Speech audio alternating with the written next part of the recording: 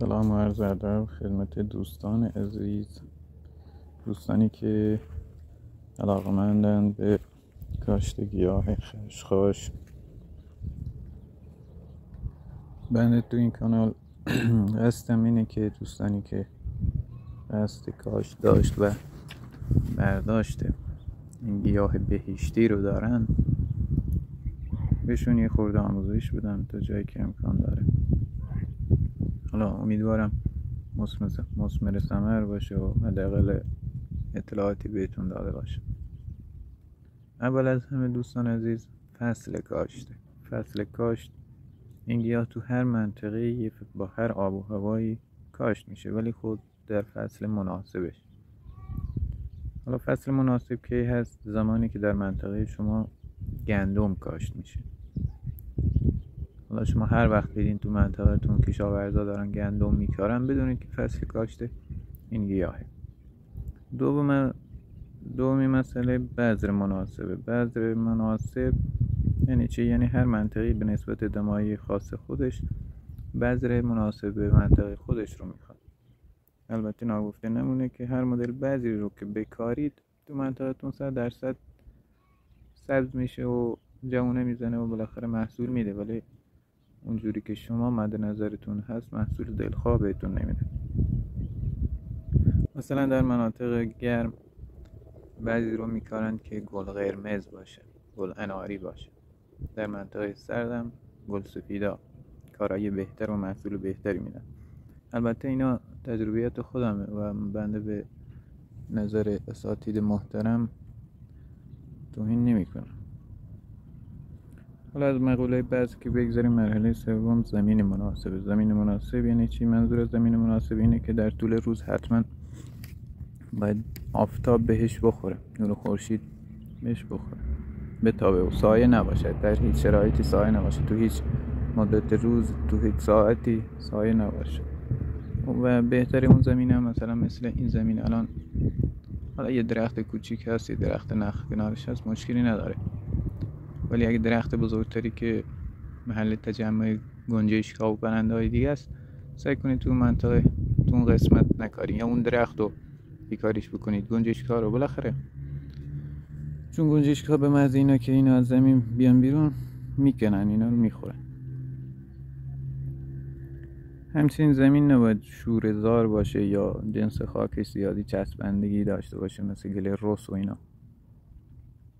اگه کود حیوانی هم تو دسترس داشته باشین برای قبل اینکه زمین آماده کنید، داخل زمین بریزید و با خاک مخلوط کنید و مثلا تو سطح زمین کامل یک نواخت بخش کنید که حالت پفکی داشته باشه. زمین بهتره برای ریشه زنی و جوان زنی گیاه، بهتره. مثلا یه زمینی مثل این الان آماده کنید، ببینید مثل این که بشه مثلا الان یه گوشه است.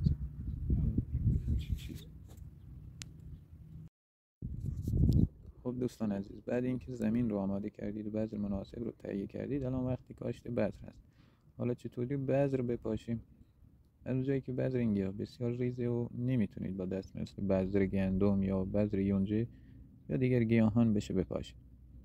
زیرا که شما اگه بخواید توی مشتتون بذرها رو بگیرید و بپاشید به صورت سنتی، مثل قدیما که پدر بزرگامون یا پدرامون مثلا تو مشتشون بذر یونجه میریختن و تو زمین میپاشیدن، یا مثلا بذر گندم و اینجوری میپاشیدن، برای همچین زمینی مثل این زمین الان که توی تصویر میبینید حداقل 200-300 گرم بذر نیازه و اینم هست که خیلی تراکمش میره بالا، خیلی. یعنی این گیاه نیاز به تراکم نداره، هرچی تراکمش پایین تر باشه محصول بهتر و رشد بهتری داره. بذر رو داخل یک نمکدان بپاشید، بذارید بهتره. مثل اینکه الان من انجام دادم، اینجا توی نمکدان ریختم. در نمکدان مثل این کاملا چسب میزنید، چسب بزنید نهایتش 2 تا سوراخشو باز بذارید، چون اینجوری بهتره. لااقل میفهمید که تراکم کمتری داره بذراتون و بعدن دوباره کاری کمتری میشه. مثلا این ببینید 2 تا سوراخش باز، بقیه رو چسب زدید.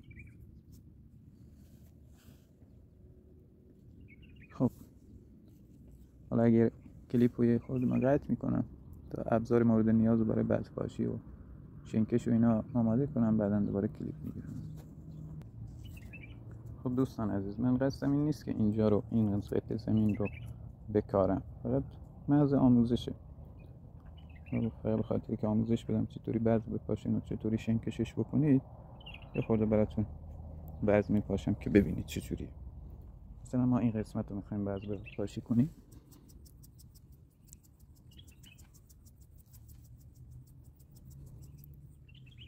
ببینید خیلی ریزه، شاید مثلا تو کلیپ معلوم نباشه.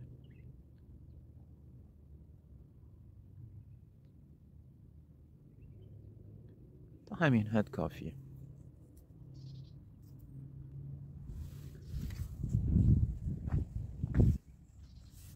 شنکش کردنشون به این شکلی خیلی سبک میکشیم ور دوباره برمیگردیم. چون من یه دستم کلیپ رو میگیرم، یه دستم شنکشه، یه خورده برام سخته. زیاد نمیخواد که زیر خاک باشه، یه خورده به اندازه‌ای که از دست حشرات سطحی زمین در امان باشه کافیه. چون زیاد عمقش اگر زیاد باشه که دیگه اصلا جوانه نمیزنه. خب عزیزان، اینم از مرحله اولمون که کاشت بذر بود، آماده کردن زمین. امیدوارم خوشتون اومده باشه.